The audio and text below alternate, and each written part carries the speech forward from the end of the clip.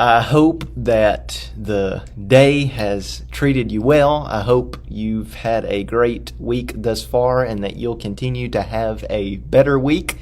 Hope everything is going well for you in your life. If it's not and you are hurting and we can help you in any way, we just ask that you would ask us. I know there's many people on our hearts and minds right now. They're dealing with some terrible things and tragedies in their life, and we want to continue to remember them in our thoughts and in our prayers.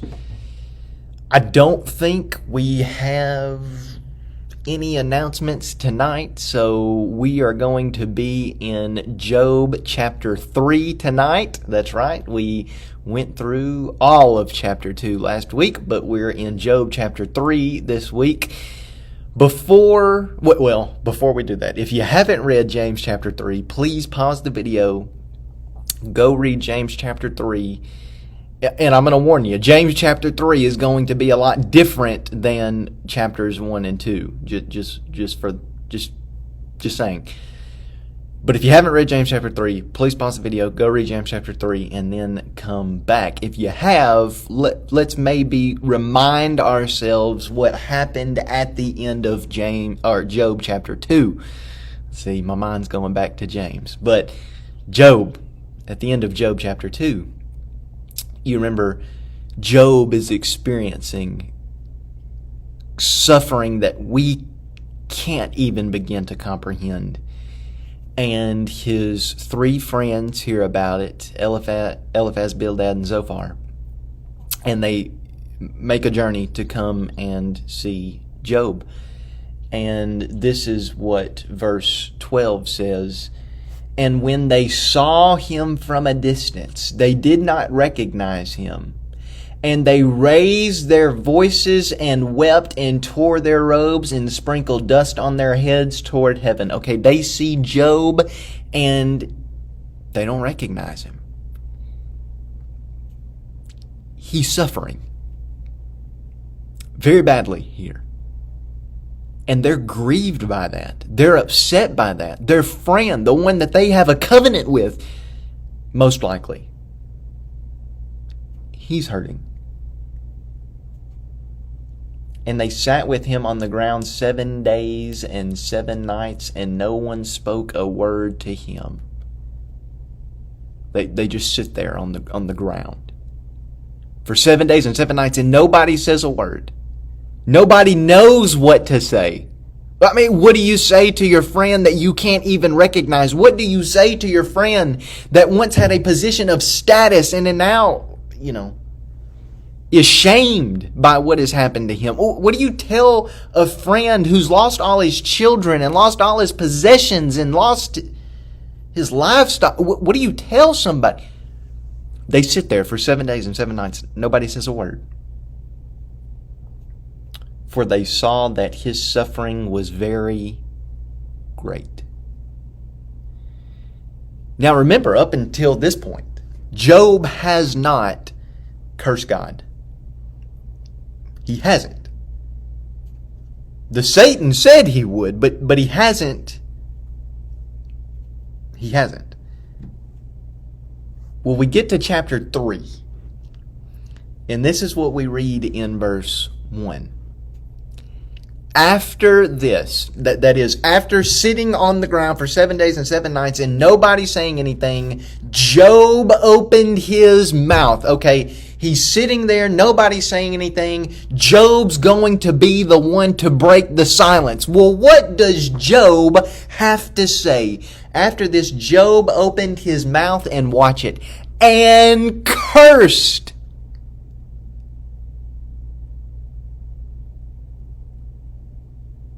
How does Job break the silence? He curses. Now, here's why that is very interesting.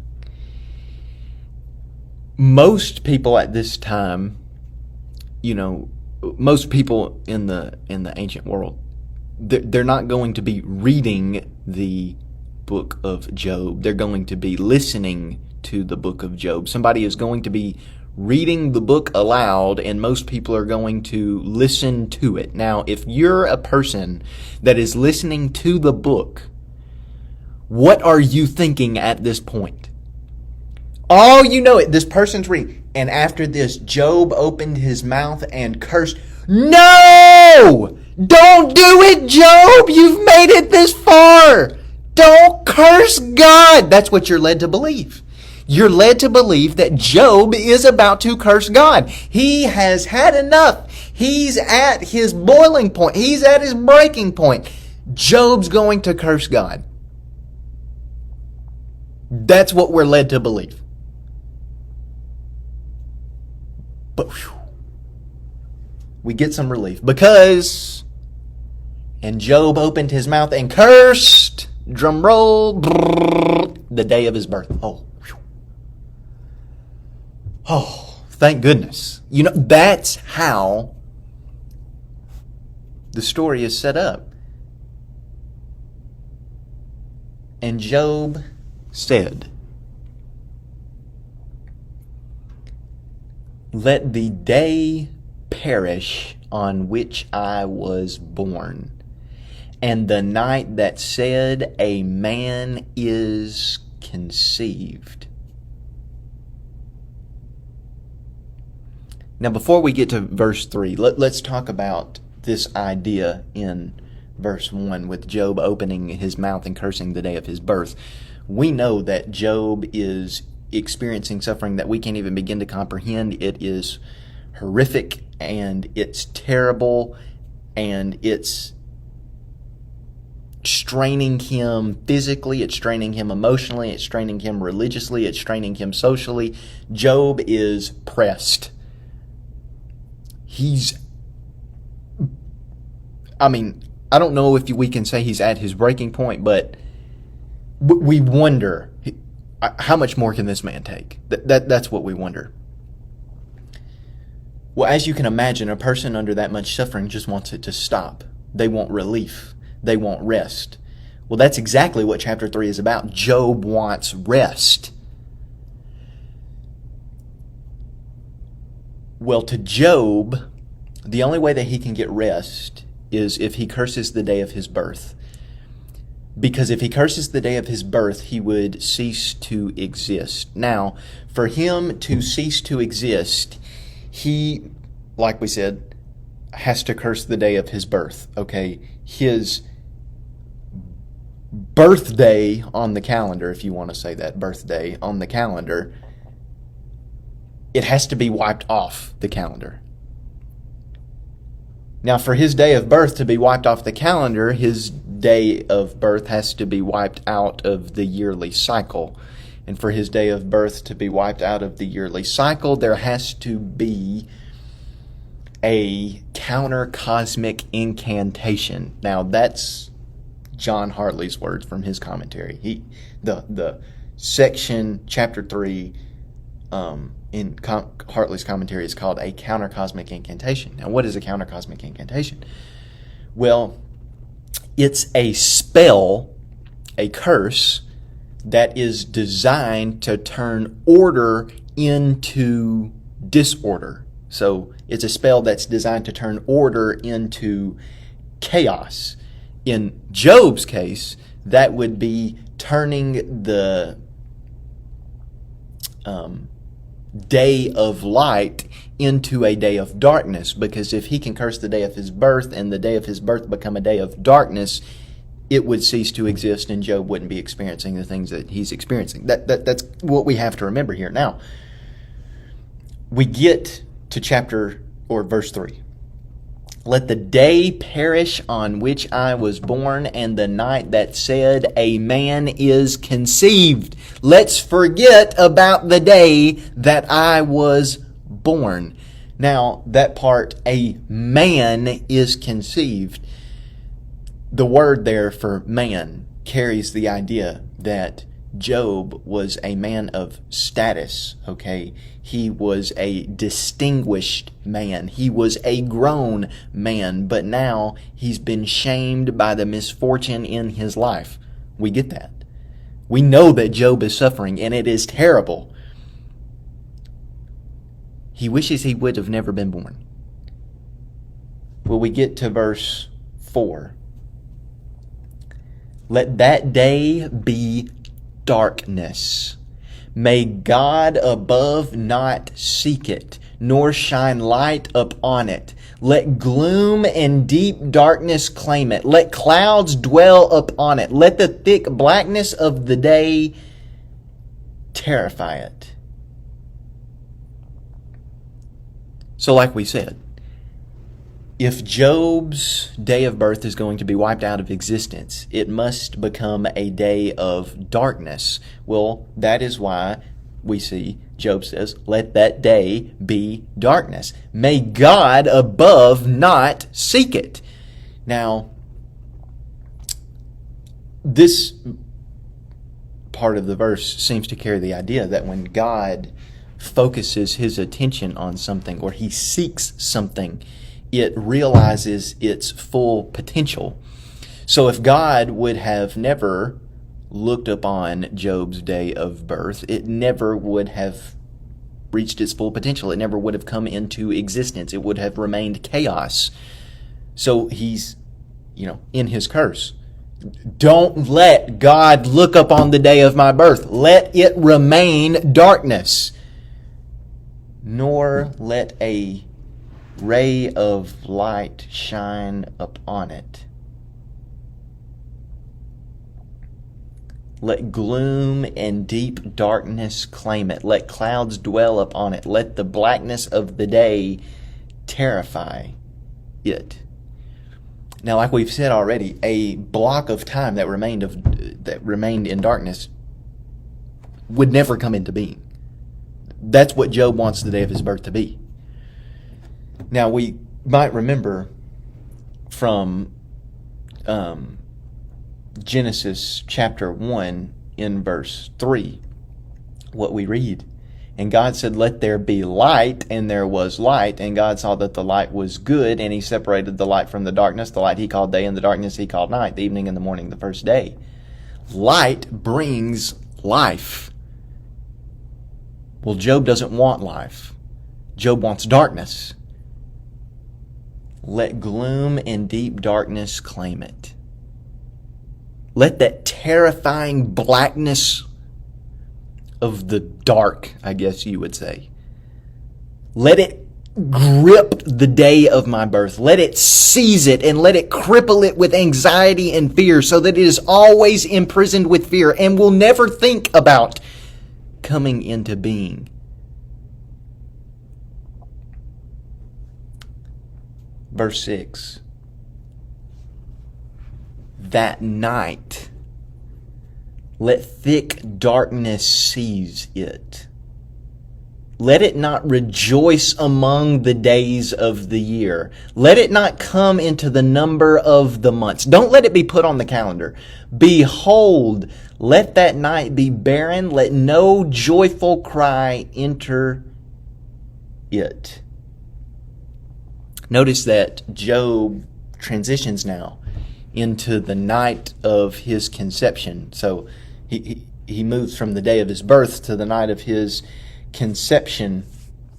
Now, as Job says here, there's this idea that when life comes into existence, there's this joyful shout. Well, there's this joyful shout. Why? Because when life comes into existence, life has challenged and defeated chaos. It's defeated the darkness. Well, that's not what Job wants. He doesn't want there to be a joyful shout. He doesn't want light to defeat the darkness. He wants darkness. He wants non-existence. He wants chaos. Behold, let that night be barren. Let no joyful cry enter into it.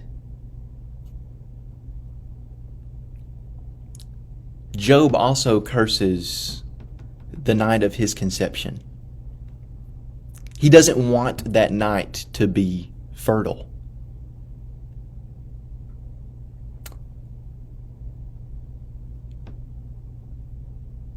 he wants that night to be like, I guess you could say, rocky soil, where there's no chance that a plant will sprout. He doesn't want life. He wants darkness. Verse 8, let those who curse it, who curse the day, who are ready to rouse up Leviathan. So in order to ensure the success of Job's curse, he wants the best sorcerers in the ancient world, the ones that are the sorcerers that are known by those who are ready to rouse up Leviathan. Now, Leviathan is this primordial monster of chaos that lives in the sea and wants to turn anything that's ordered into disorder. The monster's all about chaos here. We'll talk more about Leviathan later on in the book. That's all we'll say right now. He wants those guys to carry out the curse. Because if they can rouse up this monster, well, surely they can carry out the things that Job would like them to carry out. Surely they could turn the most ordered thing into chaos. Surely they could wipe Job's, the day of Job's birth out of existence.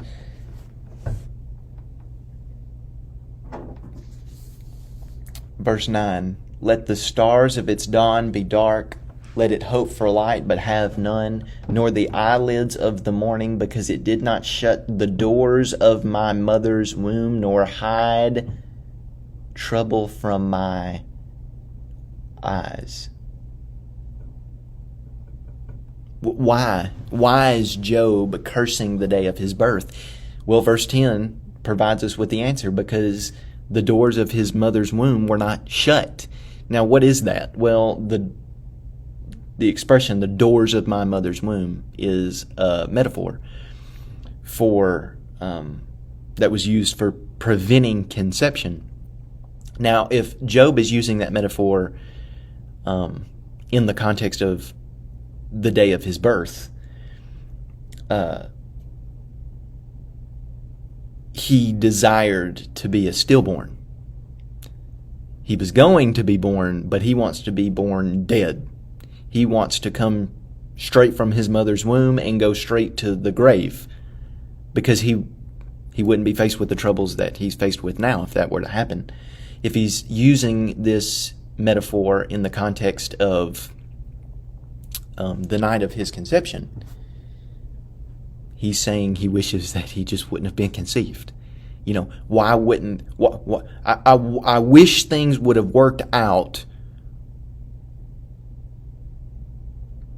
where I wouldn't have been conceived, where the egg wouldn't have been fertilized.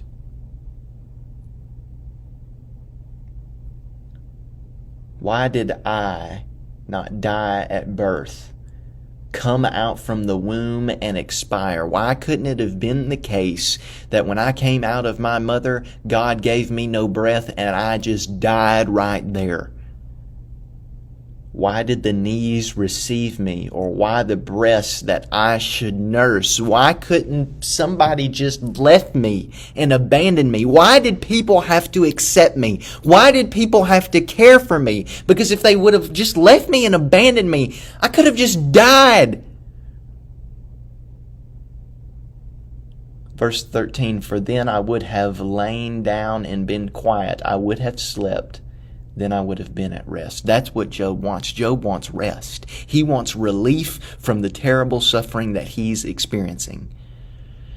That's all the time that we have for tonight. We'll be in Job chapter 3 again next week. I hope that you continue to have a great week, and I can't wait to see everybody Sunday. God bless.